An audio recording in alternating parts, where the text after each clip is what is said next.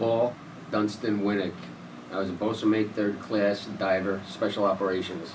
And as you were walking or even diving, I mean, just the experience of walking in the bottom of the ocean, and you're seeing all these swimming, all these fish and creatures. It's just unbelievable. I remember one time in Cuba we were swimming, and around the island of Cuba they have what's known as elephant grass growing from the bottom of the ocean. And it can grow 10, 12, 15 feet high. And one time we were on a little job assignment, and we had divers down that were swimming down just above the grass, and I was up higher. And all of a sudden I looked down, and here's this giant sea snake. I mean, big sea snake swimming by. And he was, the diver was here, and the snake was in the grass just below him. I said, oh God, so I started to wrap my tank. I turned around and looked, and I pointed to him at this giant sea snake. And he come up, and the giant snake went just right where he was. Another time we were down checking out some coral reef areas, and the coral reef was big. It was as big as this wall, and there was an opening in it, and I'm swimming by looking, and there's a hole in the coral reef. I said, oh, look at that. And all of a sudden a barracuda comes out this close to my face and starts snapping its teeth. I didn't know who was more scared, the barracuda or me.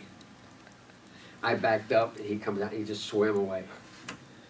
Another time I was walking to the bottom of the ocean, and it was a nice sunny day. We could actually see the sand on the bottom. It was probably about 40 feet. And I walked right on top of a skate. And same thing, I didn't know who was more scared, he or I. I did the ballet dance backwards. You know, he goes flopping away.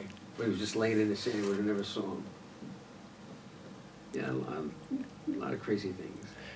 One of the things I liked about the service, living in the city, you didn't have much access to mechanical things, working on cars or things. The family only had one car, and I didn't know much about tools.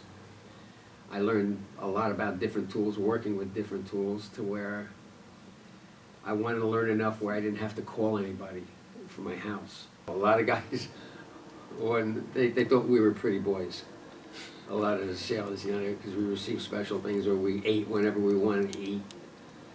Or like I said, if we were out, we'd bring back clams, lobsters, give them to the cooks, and they'd party with us. But we had carte blanche 24 hours a day.